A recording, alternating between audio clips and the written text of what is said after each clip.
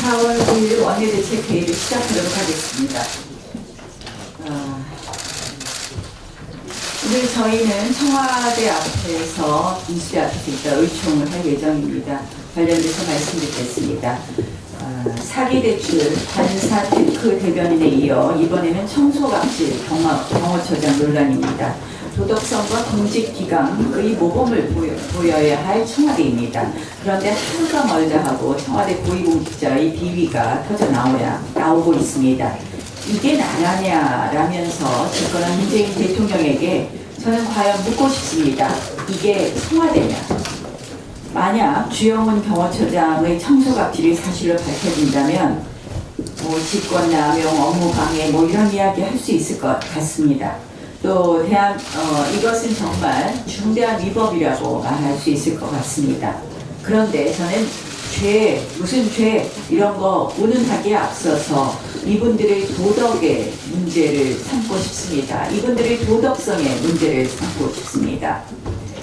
청와대가 지금 감찰도 하겠다 이제 와서 이야기하고 있습니다. 그러나 지금 청와대 내부의 공직기강 감찰 아무도 믿을 사람이 없습니다.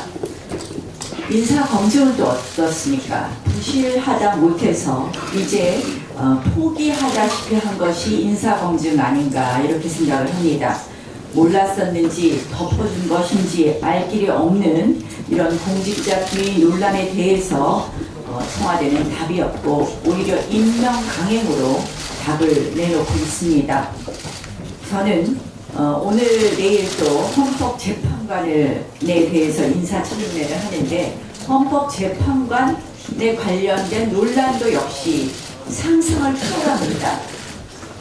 이 이미선 재판관의 경우에 저도 판사를 했지만 도저히 납득할 수가 없습니다. 자신이 주식을 보유하고 있는 그 회사가 피고로 있는 소송을 맡았습니다. 자신이 주식을 보유한 액수, 자신과 자신 남편이 보유한 액수가 적지 않습니다. 13억 원이나 달합니다. 그런데 이런 회사의 재판을 맡아서 그 회사에게 유리한, 그러니까 그 회사가 피고인 소송인데 원고 청구를 기각하는 그런 재판이 있습니다. 도저히 납득할 수 없습니다. 이것은 당연히 회피했어야지 마땅한 사건입니다. 그런데 이 사건을 맡아서 끝까지 재판을 하고 또 그리고 자신이 소유한 주식의 건설사에게 유리한 재판을 해줬다. 법관윤리강령 6조의 재판의 공정성, 말도 잘 안 돼요. 재판의 공정성 운운을 언급할 필요도 없다고 생각을 합니다. 이것은 도덕 상식이다 이런 생각을 합니다. 그래서 이런 또 이미선 재판관을 내놨습니다. 도대체 내놓는 사람들 한 명 한 명이 국민의 눈높이, 우리의 일반적인 국민의 상식에 맞지 않습니다. 그런데도 임명을 못할 이유가 없다, 안 할 이유가 없다 하면서 강행하고 있습니다. 저는 대통령의 사과를 촉구합니다. 대통령 코드보다 민심 코드, 국민 코드 맞춰주실 것을 촉구합니다. 그리고 다시 한번 말씀드립니다. 조국 수석 경질해 주십시오.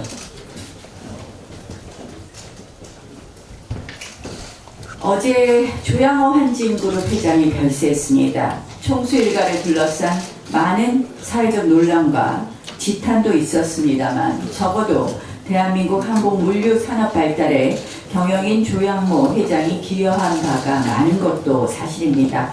삼가 고인의 명복을 빕니다. 많은 분들께서 어제의 부고에 적지 않은 충격을 느끼고 있습니다.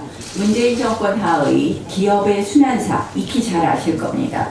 급기야 국민의 노후 자금을 앞세워 경영권까지 박탈했습니다. 연금 사회주의라는 무거운 비판에도 아랑곳하지 않고 기업 통제, 경영 개입, 기업인 축출에 열을 올렸습니다. 탈법과 위법, 일벌백계해야 합니다.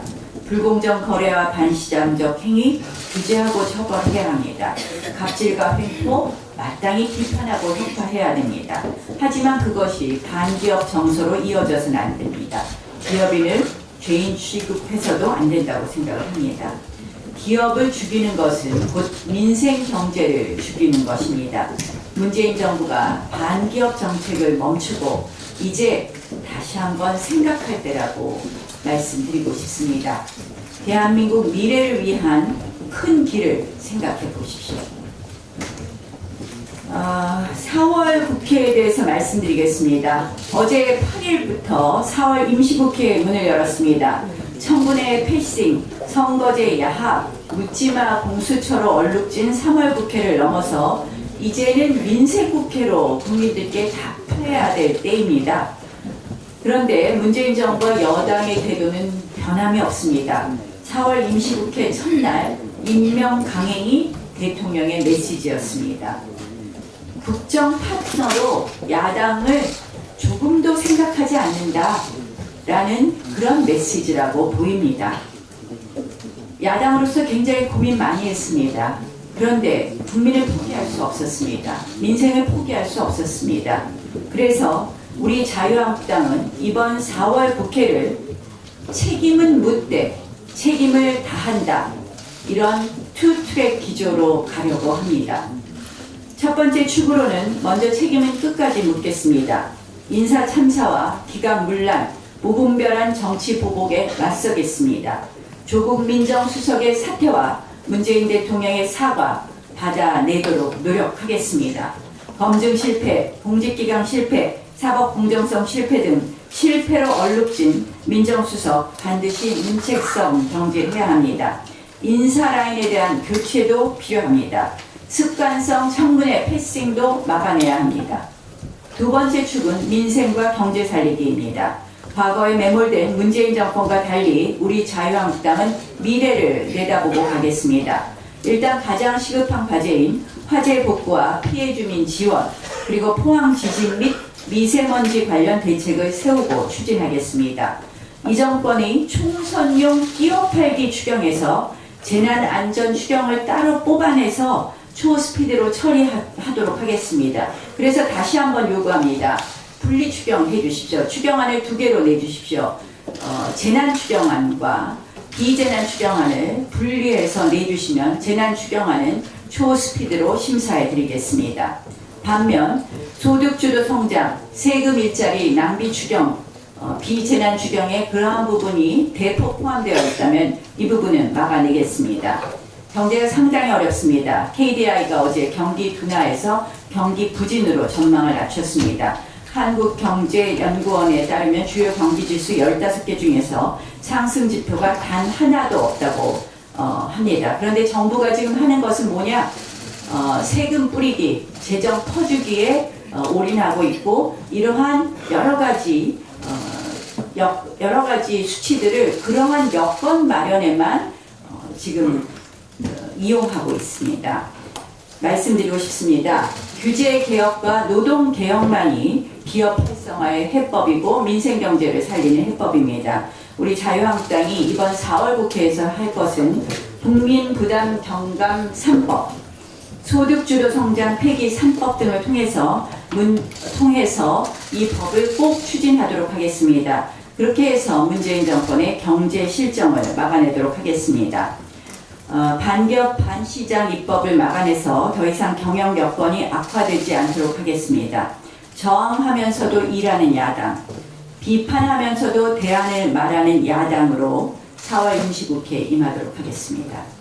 오늘 KBS 사장 사퇴를 위해서 KBS 특위위원님들이 KBS를 항의 방문할 것입니다. KBS의 잘못된 점은 여러 번 지적했습니다. 이번 재난주간 방송사로서의 역할을 하지 않는 부분에 대해서 저희가 문제를 따져 물을 것은 물론이고, 그동안 여러 가지 공정성이 의심되는 프로그램 J 저널리즘과 김재동 프로그램에 대한 문제 제기도 하겠습니다. 결국은 KBS 사장이 사퇴하는 것만이 답이라고 생각합니다.